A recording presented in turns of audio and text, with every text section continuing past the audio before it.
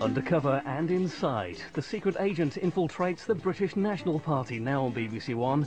This programme contains extremely strong and offensive language from the start.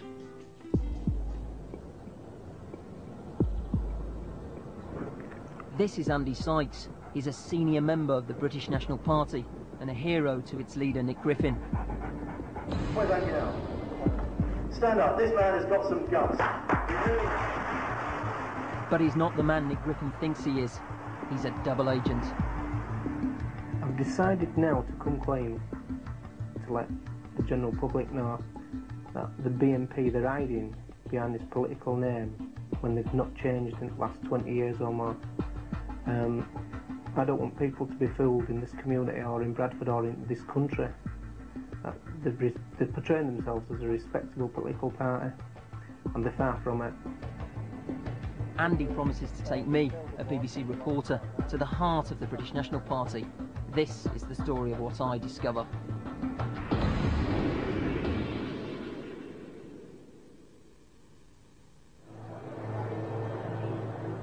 My name is Jason Gwynn, and going undercover allows me to investigate the British National Party. Its leader, Nick Griffin, says he's not racist, but the evidence I've recorded proves he incites racial hatred. For saying that, I tell you, I would get 7 years if I said that outside, if I said that in front of people who go and report it to the police. He claims to have converted his party to democracy, but it's a sham. Behind the political front he has constructed lies violence and the threat of violence. Some of his activists confess to racial harassment and vicious assault. I gave him a good 20 yards because that's what he asked for. Some go so far as to say they want to kill Muslims. That's all I want to do. Listen. I'm waiting for war. Listen. My journey begins in December 2003 when I arrive in West Yorkshire. I plan to infiltrate the party during its local and European election campaign. I'm going to pose as a football hooligan who's become interested in politics. Andy Sykes tells me the party is divided. There are those who want to engage with the democratic process and those who prefer the boot to the ballot box. I will base myself in Bradford, where Andy is the BNP organiser. The city, where 20% of the 500,000 population is Asian, was 3 years ago the scene of Britain's worst race riots for a generation. Andy believes there are those in the party who want to stir up trouble again. If there is a lot of racial tension in an area, then that becomes a fertile ground for the BNP to start recruiting. And obviously the area gets leafleted and then try to get members on board. In December, I received my passport into his world. My British National Party membership card, and it reads, "This is to certify that Mr. Jason Gwynn, member number 13459, is a fully paid up member of the party until the 31st of December 2004. The BNP constantly recruits activists, but is suspicious of new faces.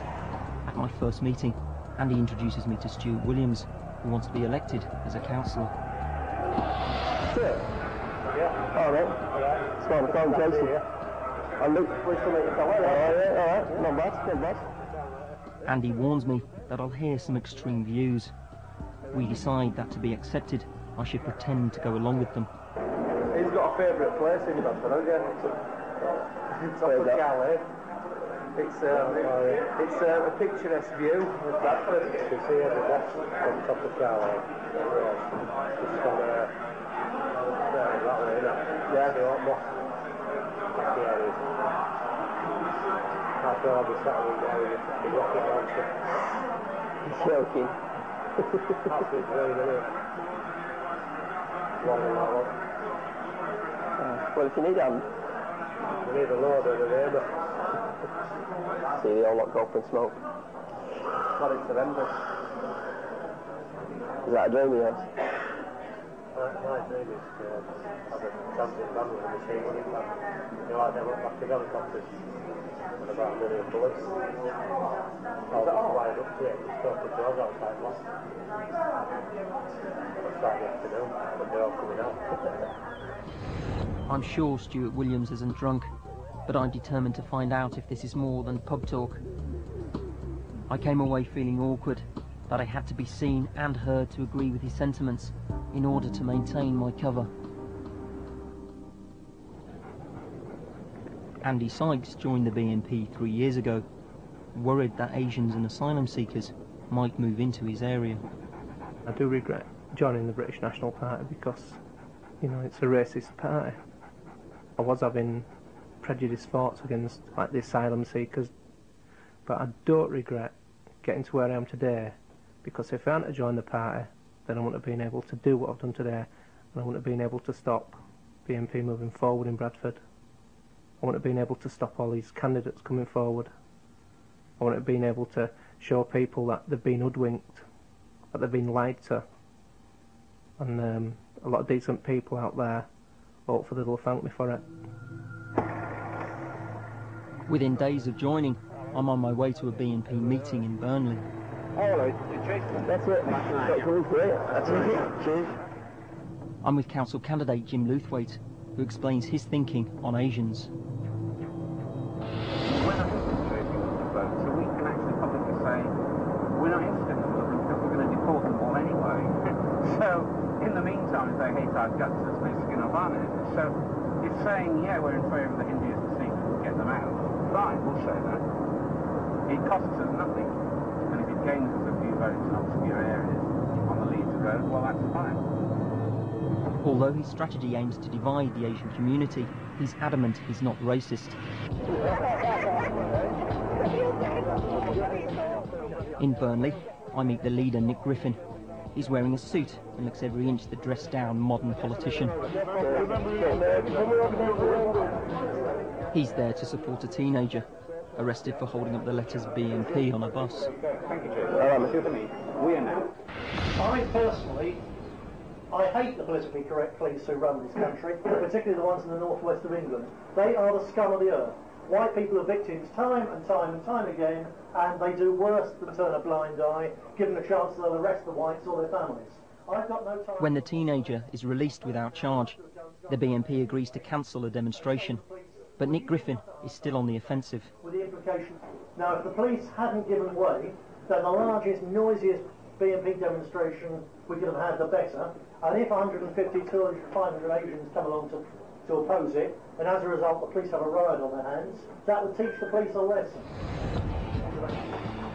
His attack on the police is not what I expect to hear from the leader of a respectable political party.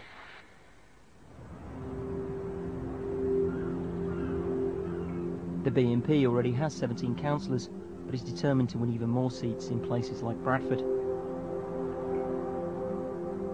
During the election campaign, I quickly discovered that while some members subscribe to normal politics, others, like council candidate Dave Midgley, go off message.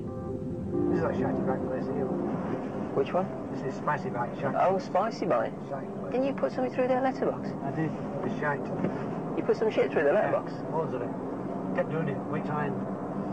What did you put it through with? You know those kids squirting guns? We put action and keep putting them off. Went out the park without being dog bins. We got a bucket, emptied them all. Went down to Park Lake, pushed it all over it, sucked it up. And shoved it through their letterbox? Yeah, went to tree. How long are you doing that for? Did it about 3 weeks.